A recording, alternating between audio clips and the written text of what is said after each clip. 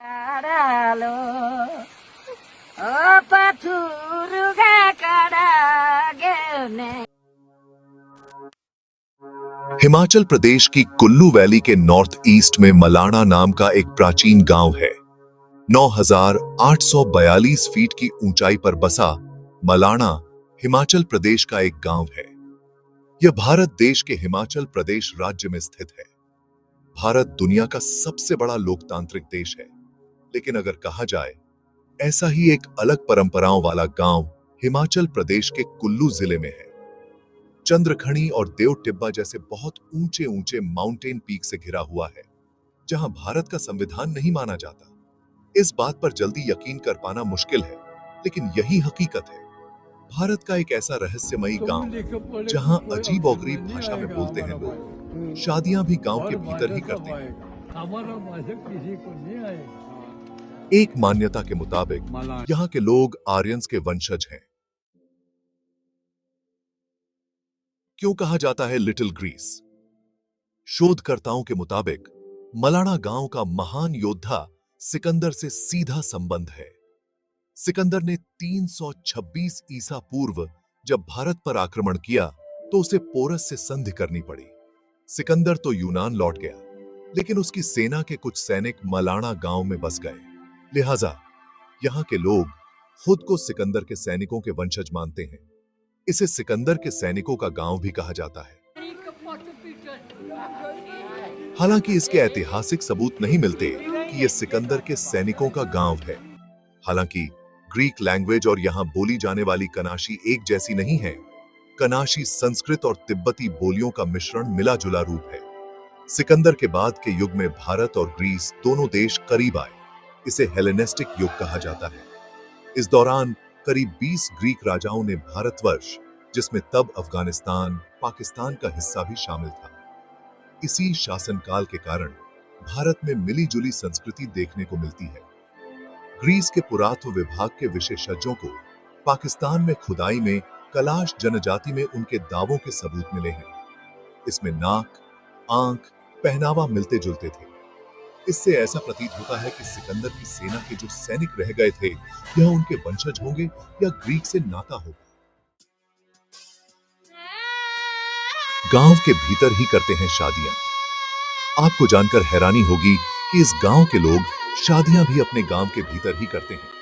अगर कोई गांव से बाहर शादी करता है तो उसे समाज से बेदखल कर दिया जाता है। हालांकि ऐसा मामला शायद ही कभी-कभी सुनने को मिला हो। मलाणा गांव की सिर्फ यही एक खासियत नहीं है। यहाँ का संविधान सबसे पुराना माना जाता है। इनके अपने कानून हैं जो इतने सख्त हैं कि अपराधी खौफ खाते हैं। इसलिए यहाँ के लोग भारतीय संविधान को नहीं मानते। इसे दुनिया का सबसे पुराना लोकतांत्रिक गांव कहा जाता है। इस गांव के अपने खुद के 2 सदन हैं, एक छोटा सदन और एक बड़ा सदन। बड़े सदन में कुल 11 सदस्य होते हैं, जिसमें 8 सदस्य गांव वालों में से चुने जाते हैं, जबकि 3 अन्य कार्यदार, गुर और पुजारी स्थायी सदस्य होते हैं। इस सदन की अनोखी बात यह है कि गांव के प्रत्येक घर से एक सदस्य जरूर होता है। घर का सबसे बुजुर्ग व्यक्ति ही प्रतिनिधित्व करता है। वहीं ऊपरी सदन में किसी सदस्य की मृत्यु हो जाए तो पूरे ऊपरी सदन का दोबारा गठन किया जाता है। यहाँ इसकी काउंसिल को हाकिमा कहा जाता है, जिसके हायर और लोअर कोर्ट भी है। इनका अपना जुडिशरी सिस्टम भी है। सिर्फ सदन ही नहीं, बल्कि मलाणा गांव का अपना प्रशासन भी है। कानून व्यवस्था बनाए रखने के लिए इनके अपने कानून हैं। इनके खुद के थानेदार भी होते हैं और सरकार भी इसमें दखल अंदाजी नहीं करती। अब बारी आती है सदन में सुनवाई की।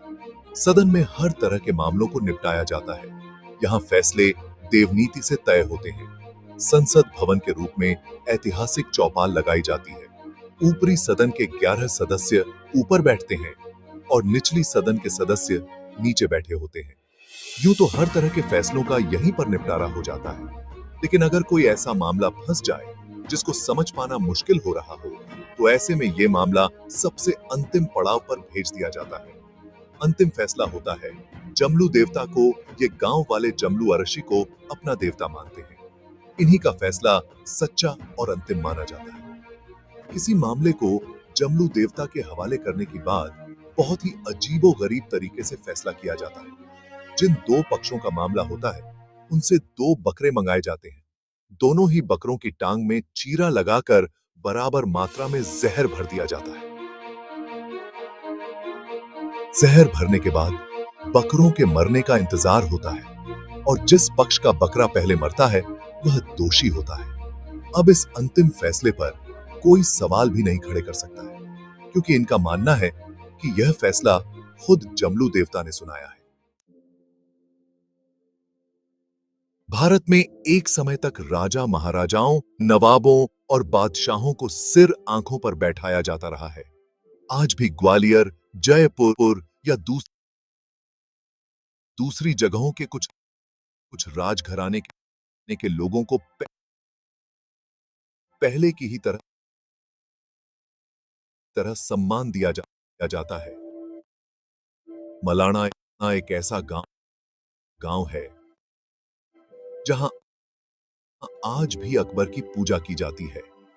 हालांकि इसका कारण अकबर की महानता नहीं है, बल्कि लोगों के बीच मान्यता है कि बादशाह ने एक बार जमलू ऋषि की परीक्षा लेने के लिए दिल्ली में बर्फबारी करने को कहा।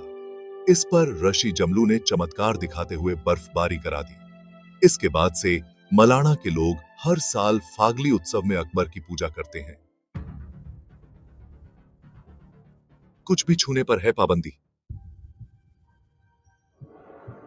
यह गांव हशीश और चरस के लिए पूरी दुनिया में मशहूर है। दुनिया भर में यहाँ की चरस को मलाना क्रीम कहा जाता है। मलाना में होने वाले नशे के कारोबार को रोकना हिमाचल प्रदेश सरकार के लिए बड़ी चुनौती है। कई अभियानों के बाद भी इस गांव में इस कारोबार पर पूरी तरह से रोक लगा पाना संभव नहीं हो पाया। इस गांव में एक अजीब परंपरा भी है। अगर दो पक्षों में कोई विवाद हो जाए तो दो बकरे मंगाए जाते हैं। इसके बाद दोनों पक्षों के लाए बकरों के पैर में चीरा लगाकर जहर भर दिया जाता है। इसके बाद जिस पक्ष का बकरा पहले मरता है उसे ही दोषी माना जाता है।